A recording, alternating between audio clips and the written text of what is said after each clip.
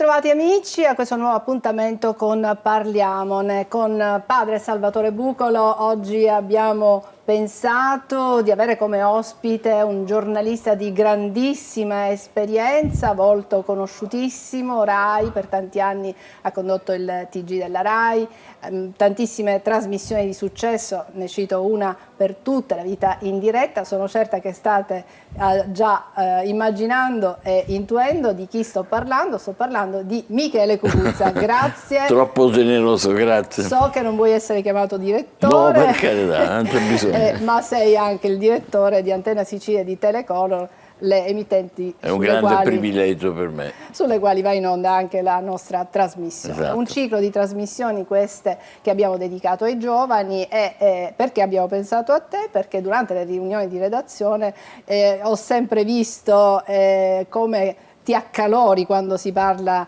dei giovani. La cronaca ci porta purtroppo spesso a parlare di giovani violenti, pronti a tirare fuori un coltello per un non nulla. Fra gli ultimi episodi il ragazzo che ha accoltellato la sua docente, ma anche ragazzi che bullizzano i coetanei. E insomma la cronaca ci mostra, come dire, uno specchio che probabilmente speriamo non sia proprio lo specchio della realtà, perché non tutti i giovani per fortuna sono così, e la nostra trasmissione lo dimostra con le tante testimonianze che continuamente portiamo su questa emittente. Bene, tu sei una persona di grandi ideali. Hai iniziato giovanissimo a fare il giornalista perché questo ti animava fin da quando eri alle elementari. Ero curioso e mi piaceva. Poi mio padre era un vulcanologo di qua, quindi portava dentro a casa per essere informato tutti i quotidiani.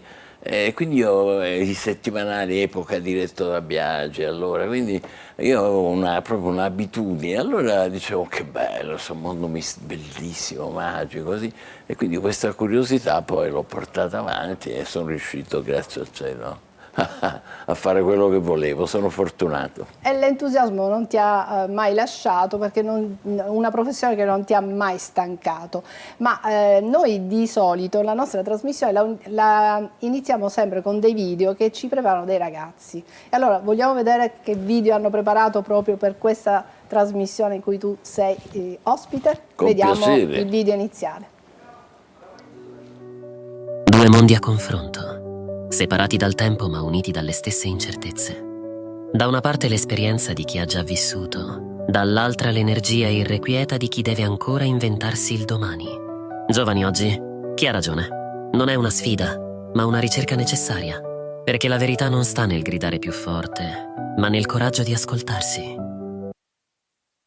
Il coraggio di ascoltarsi, Bellissimo. Il dialogo, la relazione, Infatti. questo che è importante tra i ragazzi, gli adulti che devono ascoltare i giovani. Dovremmo prepararli a questo, noi genitori. Io sono padre di due figlie che ormai sono ultra trentenni, una mi ha regalato una nipotina da pochissimo e quindi ho vissuto tutto quanto questo, e devo dire che noi dobbiamo prepararli, secondo me, all'ascolto, al colloquio, alla disponibilità, invece di stufarci, magari dice tieni il cellulare e non disturbarmi. Fin da quando sono piccoli. Questo sì è un problema, anche se ci sono, come dicevi tu, esempi bellissimi di giovani che si danno da fare, che sono i volontari, gli angeli del fango che abbiamo avuto dopo il ciclone Harry qua,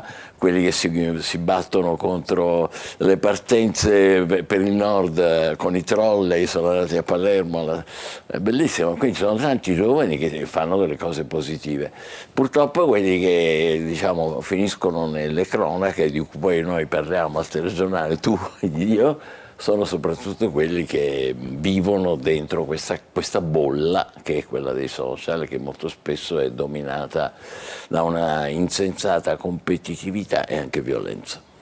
Padre Bucolo, gli ideali sono sempre gli stessi, stiamo parlando di Michele Cucuzza che fin da giovane era animato da questo interesse per il giornalismo, questa curiosità di entrare dentro le storie, di raccontarle, il papà vulcanologo portava a casa delle riviste e tutto questo incuriosiva il giovane Michele che fin da bambino, proprio alle elementari, già sperimentava i suoi primi giornalini, poi alle medie, insomma è una passione che non lo ha mai abbandonato. Quanto è importante avere una passione fin da ragazzi, da bambini?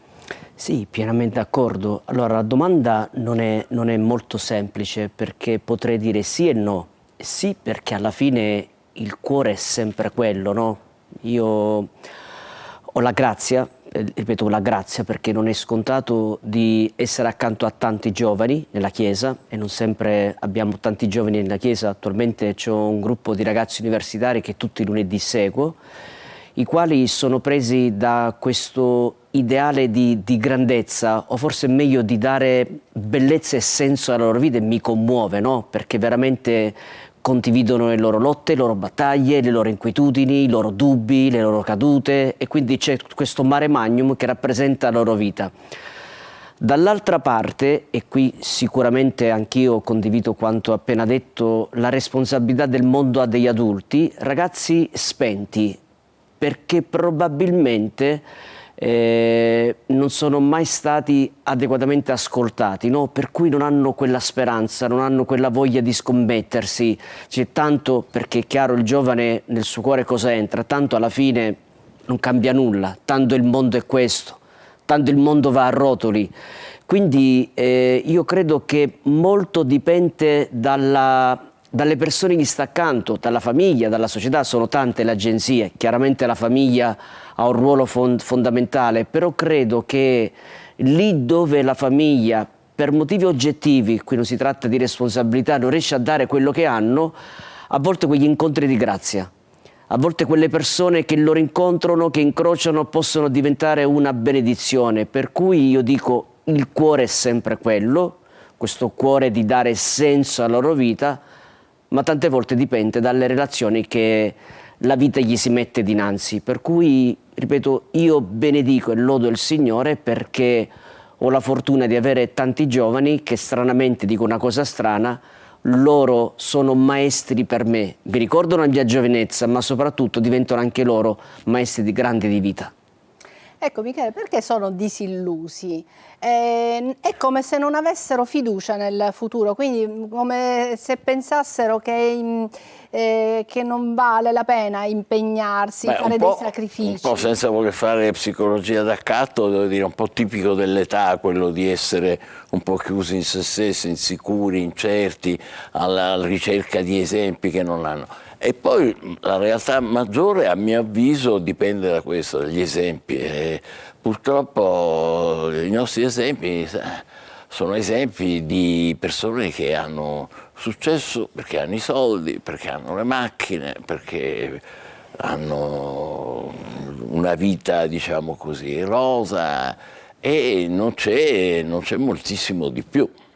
Quindi ecco perché sono d'accordissimo con Padre Bucolo, l'ambiente dove vivono è fondamentale, quindi la famiglia, poi la scuola e la frequentazione con personaggi come lui è fondamentale per farli uscire da questo rischio che è quello di non avere modelli. Non avendo modelli, a quel punto il rischio social, diciamoci la verità anche. Tu sei un volto conosciuto, una persona di grande successo, un giornalista affermato che continua a fare questa professione. Il mondo della televisione è cambiato. Mentre, diciamo, diversi anni fa si arrivava in televisione, ma dopo una gavetta, che un po' tutti hanno fatto, adesso invece, ecco, ti stiamo vedendo giovanissimo, qui la regia ci sta proponendo, te che stai conducendo. Questo ragazzo? Sei al TG2. Esatto. Quindi ti stiamo già vedendo proprio, come dire, i primi anni, ma che arrivavano dopo altre esperienze, che non è che sei subito arrivato e approdato No, io in ero Rai. già giornalista professionista da numerosi anni, avevo Esatto. fatto Radio Popolare, Esatto. ero a Milano. E proprio lì volevo arrivare. Quindi hai fatto una tua gavetta. Sì. Mentre i ragazzi adesso, anche con un semplice TikTok, una storia, un video, ecco, ancora qui la regia ci mostra sempre tue immagini. Il più recente. Un po' più recente. Beh, tuttora tu sei ospite in TV nazionali. Sì. Ma dico, adesso si può diventare, fra virgolette, famosi, diciamo così, avere una certa popolarità, anche con un semplice video postato sui social. E quindi i ragazzi, come dire, cercano la via più semplice, cercano la via più facile. Non c'è dubbio, non c'è Quindi dubbio. si convincono che magari una brutta parola, un gesto scomposto messo sui social può dare una certa visibilità, o una foto. Anche un meme, una fake per esempio. Dipende da come usi i mezzi naturalmente, perché i mezzi come questi sono mezzi straordinari. Beh, per esempio i talent spingono verso quello, senza voler offendere nessuno, perché ci sono poi grandissimi personaggi che sono venuti fuori dai talent. E io mi accorgo che, per esempio, una semplice chat di WhatsApp spinge inevitabilmente qualcuno a voler emergere. Magari si alza prima la mattina e comincia a mettere il suo messaggio, ma detto sinceramente, a chi se ne frega, però il problema è che non avendo altre strade finiscono per frequentare quelle, e quindi di conseguenza voglio dire che non c'è niente di negativo nel voler diventare popolari, significa volere in qualche modo far qualcosa, realizzare se stessi. Ciò che è negativo è l'abbandono in cui questi spesso si trovano, per cui la via più facile è quella che dicevo. Padre Bucolo, questo desiderio di apparire, tu lo ritrovi in molti ragazzi, perché è come voler affermare se stessi solo con un'immagine da un... Allora, io credo che questo desiderio di popolarità è forse anche un grido. Siccome i ragazzi non sono riconosciuti, non sono ascoltati, allora la popolarità diventa il fine della loro vita. Una cosa è la conseguenza, cioè uno fa un servizio, fa il giornalista, in questo caso come Michele Guzza, si afferma ma perché c'è un carisma, c'è un talento e ci può stare. Una cosa è quando la popolarità diventa il fine, a prescindere poi se il fatto sono portato a quella cosa o quell'altra cosa, ma a fondamento c'è questo grido di ragazzi che non sono ascoltati, che non sono riconosciuti, che hanno bisogno di essere, perché è chiaro che significa quando uno si mette una maschera, quando la propria identità è in frantumi, è a pezzi. Quindi il grande problema non è il fatto che cercano la popolarità, la vera domanda è perché? Perché i ragazzi, perché i giovani cercano la popolarità? Perché questa ricerca sfrenata? Perché probabilmente c'è un malessere, c'è uno stare male con se stessi, ma qui ribadisco, tante volte è il mondo degli adulti che non li aiuta ad andare al cuore della loro vita. Quindi c'è un grido che noi adulti forse dovremmo più ascoltare anziché giudicare, anziché criticare. Io sono completamente d'accordo su questo, anzi mi meraviglio tante volte, lo dico con amarezza, con dolore, perché ripeto sono un genitore, sono anche un nonno ormai, ma io inorridisco quando scopriamo insieme che giovanissimi, abbiamo visto, si sono tolti la vita perché nei social erano stati presi in giro, bullizzati, ma possibile che nessuno si fosse reso conto di ciò che stavano vivendo? Adesso, come dire, mi perdoni la povera insegnante che ha subito l'accoltellamento di quello studente nella Bergamasca, ma possibile che non ci sia la scuola non si sia accorto che c'era un malessere, quello di cui parlava Padre Bucolo prima. Questa rabbia, possibile. Cioè, allora ecco qui che entra il discorso che riguarda noi adulti. Mi permetto di parlare di famiglie e anche di scuola, dove ci sono fior di insegnanti bravissimi, eccellenti, dove però c'è anche una indispensabile, inevitabile disattenzione. Bene, ci fermiamo per qualche istante, proseguiamo con Michele Cucuzza e Don Salvatore Bucolo tra pochissimo.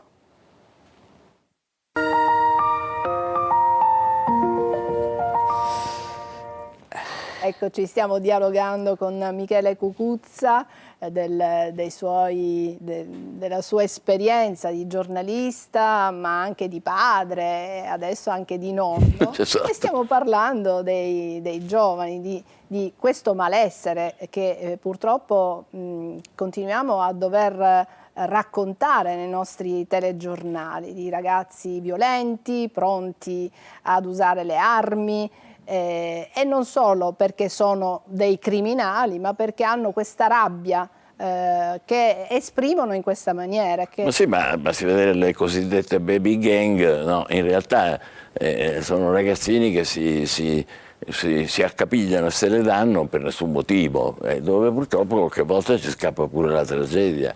Esatto. Ed è lì che bisognerebbe andare a indagare seriamente, no? Non soltanto. Noi facciamo il racconto, riusciamo al massimo ad avere una testimonianza, qualche volta sentiamo qualcuno dei genitori, ma tocca agli educatori poi andare un po' più in fondo. Ecco. Gli educatori, e quindi si parte dalla famiglia. Quanto è importante la famiglia, Padre Bucolo? Sicuramente sì, il grande problema è anche l'educazione a questi adulti a essere famiglia, che è un altro grande capitolo, cioè non è scontato perché due si sono messi insieme, hanno messo sulla famiglia, dunque sanno educare questi giovani alle cose vere, per cui è come un cane che si morde la coda, no? Per cui probabilmente bisogna partire dalla famiglia, ma partire dai giovani, perché queste famiglie sono state il loro tempo di giovani, quindi secondo me è una rivoluzione culturale che bisogna fare. Il mondo attuale non ci aiuta perché ci porta il discorso dell'apparenza, se torniamo al discorso di prima, però è anche lì che bisogna cercare di sfondare, a mio giudizio, in modo forte questa cultura. E chiaramente io, ma in questo ne sono sempre pienamente convinto, sarò di parte, vedo la profezia del Vangelo, perché il Vangelo promuove la cultura dell'essere, la cultura della verità, la cultura di ciò che vale sempre, la cultura di ciò che vale controcorrente. Quindi forse anche bisognerebbe, a mio giudizio, ritornare alle radici cristiane. In questo non può non venire in mente San Giovanni Bosco. Sì, era diverso il periodo storico, però anche lui ha capito a suo tempo che bisogna partire dai ragazzi, dai giovani, tant'è vero che lo spirito salesiano tuttora, sono passati 2 secoli, è profetico, è vincente. Io sono allievo dei salesiani di Catania. Tra l'altro. Quindi a mio giudizio è lì che bisogna lavorare, lì bisogna creare questa nuova cultura di cui l'evangelizzazione a mio giudizio ha un peso importante, e qui anche il ruolo educante di una Chiesa che riesce ad arrivare lì dove non sempre ci si arriva. Ma bisogna trovare parole nuove per confrontarsi con questi ragazzi, sì, o un modo diverso di ascoltarli? Ma io non credo che poi ci voglia chissà quale scienza infusa, ci vuole, secondo me, volontà, mi permetto di dire, abbiamo voglia di fare i genitori, perché dedicarsi ai figli è una cosa impegnativa. Non ce la si può cavare dicendo ti do in questo caso il cellulare, come purtroppo facciamo un po' tutti. E l'altra cosa è, io sono rimasto inorridito, l'abbiamo raccontato insieme al telegiornale, quell'oratorio dove il quartiere, mi pare fosse Palermo se non ricordo male, adesso non voglio criminalizzare nessuno, dove i ragazzi giocavano a calcio e gli inquilini del quartiere hanno protestato chiedendo la multa. Una volta si diceva l'oratorio, meno male che ci sono gli oratori, e adesso quando finalmente un oratorio funziona, raccoglie tanti giovani, cosa vuoi che facciano i ragazzi? Fra l'altro a giocare a calcio, è normale che giochino fra di loro, oltre a tutta l'educazione che dicevo. E no, questi invece gli fanno la protesta, che sono adulti come noi, sono genitori, e questo è preoccupante secondo me, è grave. Poi disturberanno, magari qualche vetro si sarà rotto, per carità, però da qui a chiedere i danni all'oratorio mi sembra francamente troppo. Sì. Don Bucolo, si parlava di evangelizzazione, di portare i ragazzi in chiesa, anche qui bisogna trovare parole nuove o offrire, come dire, essere invece più radicali? Allora, io non credo ci sia una novità per una novità, perché l'uomo è lo stesso. Forse quello che stiamo perdendo è l'umanità. In questo ricordo una frase di Papa Paolo VI, siamo negli anni 60, in cui sottolineava che la Chiesa è chiamata a essere esperta in umanità. Quindi non uno spiritualismo, non chissà quali grandi valori, a volte disincarnati, ma proprio toccare l'umano così com'è. E io credo in questo, nella potenza del linguaggio del corpo.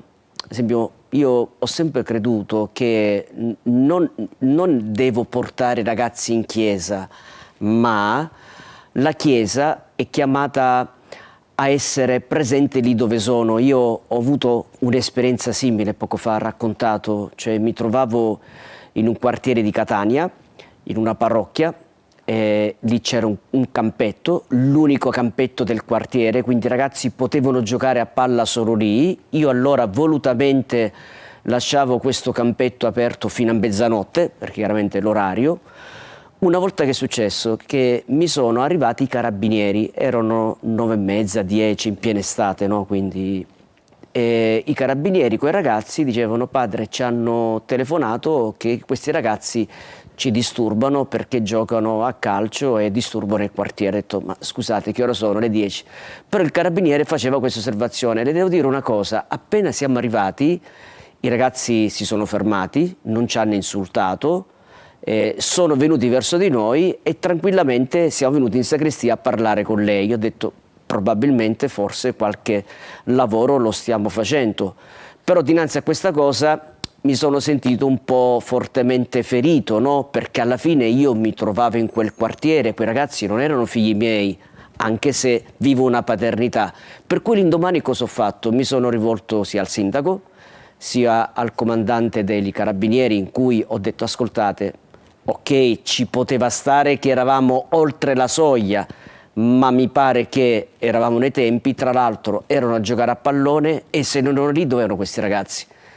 Il sindaco e il comandante carabinieri mi hanno ringraziato, mi hanno dato i loro contatti telefonici, mi hanno detto: se la prossima volta succede una cosa del genere chiamaci, interveniamo noi, e mi hanno ringraziato e mi hanno detto: ci vorrebbero essere tanti sacerdoti come lei che si trovano veramente a stare accanto ai ragazzi. Quindi ho capito che non portarli nella chiesa, ma se io sto accanto a loro, loro allora mi tornano. Tant'è vero che per un'altra esperienza sempre di questa parrocchia, un ragazzo venne da me, dico: padre Salvo, le posso chiedere una cosa? Che cosa?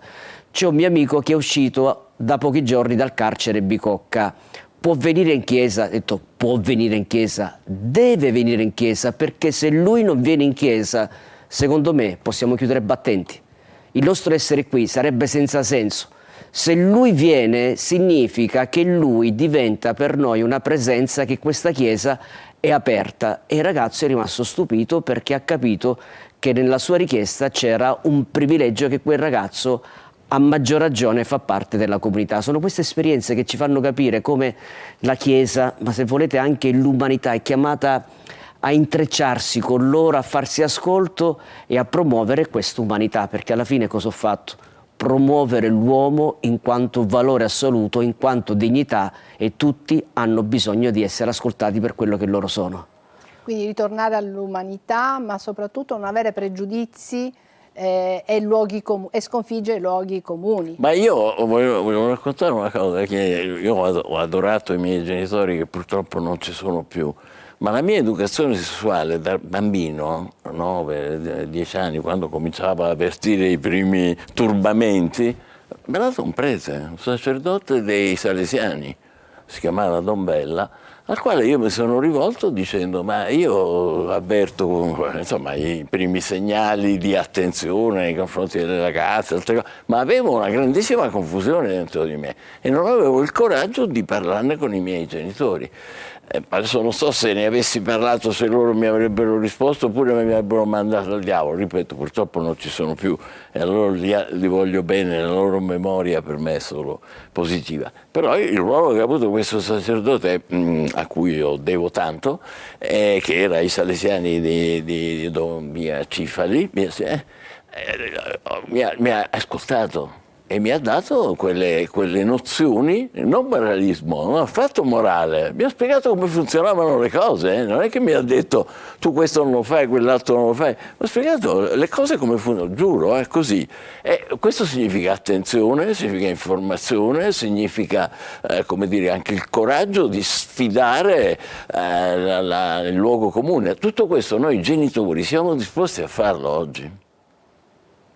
Siamo come dire, gli adulti troppo impegnati, è la vita che ci allontana dai più giovani. Io sono a volte stupito perché lavorando con le famiglie nella chiesa di Catania di tanti genitori, sia il papà che la mamma, che a volte rinunziano a qualche ora o giornata di lavoro perché capiscono l'importanza di stare con i loro figli.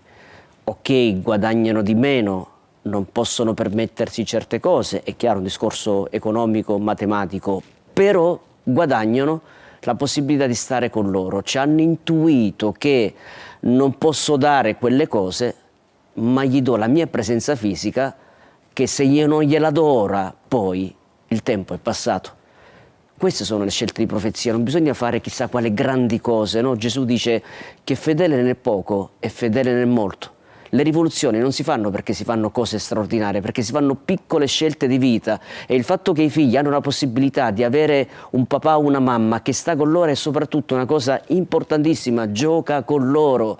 Il gioco non è affatto una cosa stupida, non è affatto una perdita di tempo, non è affatto una cosa, ma quando un figlio sperimenta un padre o una madre che gioca con loro, lì si trasmettono quei veri valori e soprattutto la prossimità di un adulto che ti fa sentire il suo calore, ma soprattutto il suo amore. E questa è la rivoluzione che noi siamo chiamati a fare, e di questo ringrazio e benedico il Signore, perché sperimento famiglie che fanno queste cose pazzesche. E qui abbiamo anche un esempio: Michele Cucuzza, pur essendo molto impegnato nella sua professione da sempre, da quando era giovanissimo, è riuscito a seguire molto bene le sue figlie, tant'è vero, io sono testimone, lo cercano, lui cerca le figlie, malgrado siano grandi, sì. Si intuisce che c'è un forte legame. Sì, un legame sei riuscito a seguire, a dare del tempo, qualità anche, un tempo che sia di qualità. Ho compensato quello che, o almeno ho tentato di farlo, quello i termini di tempo come il termine della qualità, come dicevi tu. Però io sono d'accordissimo, cioè qui il problema sono gli esempi, e se non ci si dedica ai propri figli, ai figli magari dei fratelli, insomma, se non si crea quell'ambiente dove c'è un'attenzione nei confronti, i giovani non possono che avere come modelli sbagliati. Modelli sbagliati dove contano il successo a tutti i costi, la popolarità a tutti i costi, il denaro a tutti i costi, il potere, eccetera, e questo devasta. A questo punto, con una carenza, diciamo così, oggettiva, senza voler montare in cattedra delle famiglie, dovrebbe intervenire la scuola. E lì non lo so se... Non oso parlare. No, ci sono tanti insegnanti invece che si impegnano veramente. È vero. Non è semplice, non è semplice. No. Allora, siamo in chiusura, vogliamo dire una battuta finale, Don Bucolo, e poi... Quello di non temere, di avere sempre il coraggio di segnare speranza, ma soprattutto di essere accanto a questi ragazzi, essere. Non apparire, non fare, non avere, ma essere. Ed è questa la migliore trasmissione per i giovani di oggi. Michele, come possiamo concludere? Sono d'accordissimo, e secondo me lo sforzo che dobbiamo fare tutti è quello di stare vicini ai nostri ragazzi, cercare di capirli e cercare di comunicare loro quello che siamo noi. Il contatto è importantissimo. Quindi e se volessimo dare una parola ai ragazzi? Allora, cercate di sentire dentro di voi che cosa vorreste fare, che cos'è che non va, che cosa esprimerlo, esprimersi, comunicare. La comunicazione è fondamentale. Grazie.